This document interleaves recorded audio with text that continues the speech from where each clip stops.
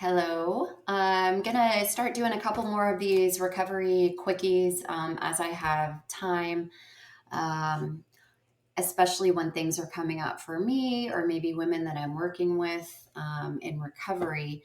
But this one is about boundaries.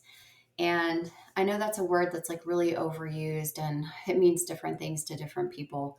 Um, but I know that I did not have good boundaries. A lot of people with addiction issues don't have good boundaries either with themselves or others or substances or that kind of thing. And so I like to try to talk about my own personal experience because I don't want to paint with a broad brush or give advice on something that I don't know about. But I've had some things come up over the past, on 10 years, my whole life probably, um, where, you think that you're being too harsh or you're imagining things or you're overreacting or whatever. And a lot of that comes from societal conditioning of telling you that you're too sensitive or guys negging you or gaslighting or whatever word you want to put on it. Or being labeled, jaded or cynical or whatever. I like to call that informed.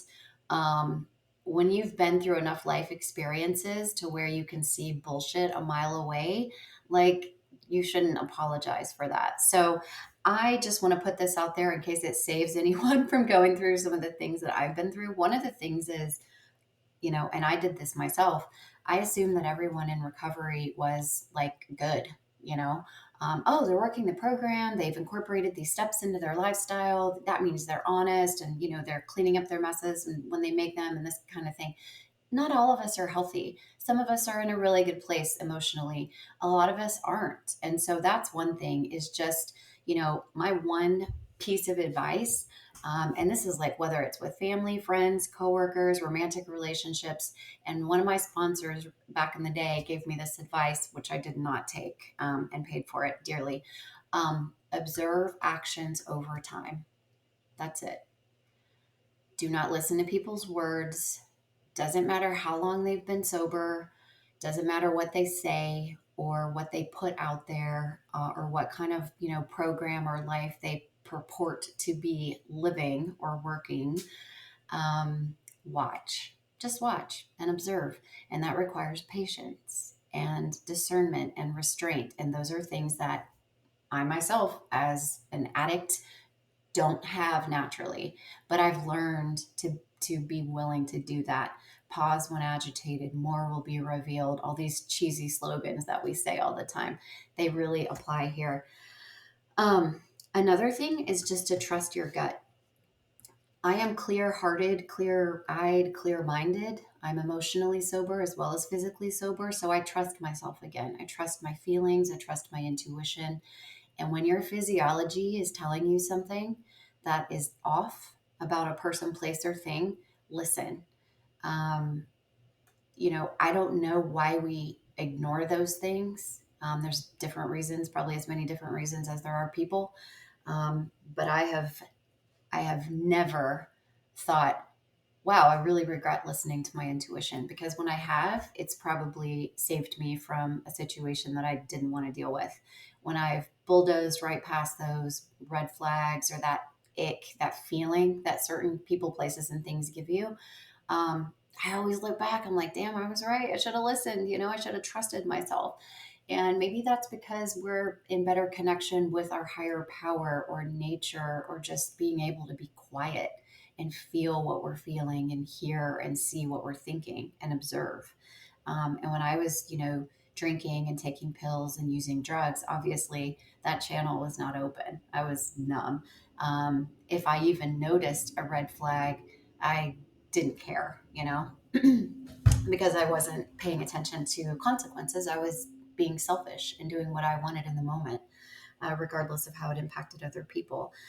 So, you know, I've had some really weird experiences over the last few years. I've been single for almost 4 years and I've, dated people and whatnot, gone on dates and tried to stay open to that. And, I went and had coffee with this guy recently who, again, talks a good game, has a good program, super hardcore Jesus freak, which really isn't my bag typically. But I was like, I don't know, let's see. I don't, if you're really living like Jesus lived, you're probably a pretty cool guy. Uh, he asked me if my daughter was hot in the conversation. And that's just gross, Sexualizing someone's kid is never okay. Um, Typically, I would be like, you're overreacting. You're too hard on people. You're looking for a reason not to be in a commitment, right? All of these things. No, that's just gross. That's a hard pass. I'm moving on, right? I don't owe an explanation or an apology, and neither do you. Okay. Another thing, I was living in a different state recently, and I went on a date with this guy. Same thing, part of a spiritual community that I'm really into, like Zen type of stuff, recovery, the whole thing, right? On paper, it looked great. Within 30 minutes of meeting in person, he said some really graphic things to me sexually. And when I told him that was inappropriate and it made me uncomfortable, he was like, I always heard that Southern women were really sexually uptight. I was like, because I'm not responding to your creepy vibe that you're putting out right now, it was just gross. Like, you don't know me like that, right? That's inappropriate. It shows you how someone fundamentally feels about women, maybe, or sex in general, or the transactional nature of a relationship, maybe how they, but to me, that tells me what I need to know. And it's gross. It made me feel gross. And so obviously that's a hard pass. I'm a hard pass for a lot of people too. That's okay with me. Like, I'm not for everyone, and that's fine. I'm secure enough in myself to be at peace with that. Um, but when someone makes you feel bad for expressing a boundary or saying that you were made to feel uncomfortable or that something's inappropriate, that's a problem. That's a major red flag. And it won't be the last time you see that red flag with that person. So,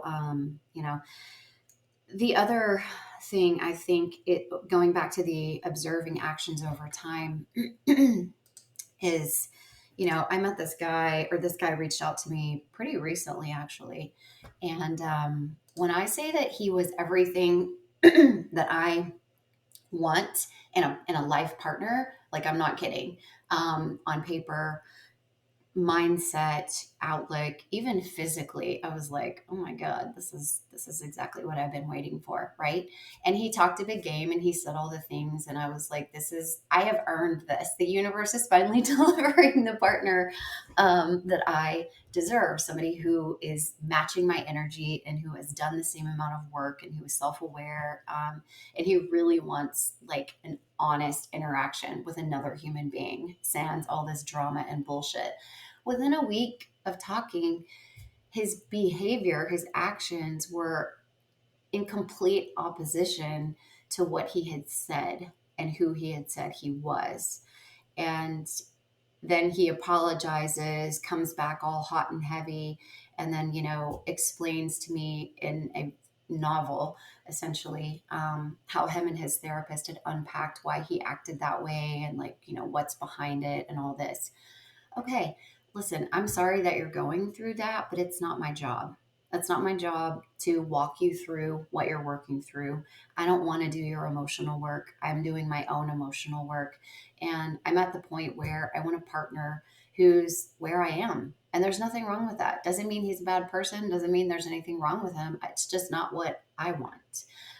The old me would have waited for that guy to change, waited for the behavior to match up to the words, right? And I did that. I was in a long-term 4-year relationship with someone who weeks into the relationship started showing me that he was not going to be who he said he was, and he was not going to show up for me when I really needed him in an emotional way. And it took me 4 years to finally say, this really is who this guy is. Again, I don't wish anybody ill will, but it's not for me. That's not what I want. And so I think just understanding that I need to listen to myself, I need to pay attention, especially when the actions don't match up and it's somebody that you really want. that sucks because my ego is like, no, I want this. I don't care what the red flags are. I don't care what the deal is. Like, I need to have this situation in my life.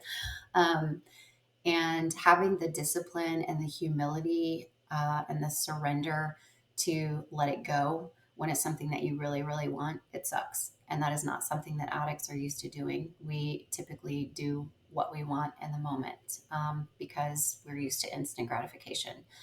Um, so, anyways, I say all this to just say, to listen um, to yourself and keep reiterating whether you need to talk to a therapist or a sponsor or share about it at a meeting or write about it um, to get a second opinion. Because am I, guarded? Am I an Aquarius who's, a little aloof and detached and fiercely independent? And, for me to change my lifestyle to accommodate a relationship, it's going to have to be a miracle of a man. It's going to have to be somebody who really makes me better because I don't need anything from a partner. And so, yes, I easily dismiss opportunities for relationships. That's a character flaw of mine. I am aware of it. But that doesn't mean that when some bullshit pops up in somebody that I'm wrong. Do you know what I mean? And I think a lot of times, a lot of men who behave this way, it's just their normal world. This is what they're used to. This is behavior that was modeled for them. And so they're not, a lot of times, they're not even being malicious, And that's why I don't want to hold a resentment toward anybody, but I do respect myself enough to cut myself loose from that type of situation. So, anyways, I just want to give encouragement to anyone who is made to feel bad about expressing a boundary or about feeling weird or grossed out by something. Listen to yourself. It's something that for me and my addiction, I put myself in a lot of really dangerous and damaging situations, emotionally and physically. Um, and I don't want to do that in recovery. And so I hope this is helpful. And I know it's a little bit of a rant, but it was important and I wanted to get it out there. Have a great day.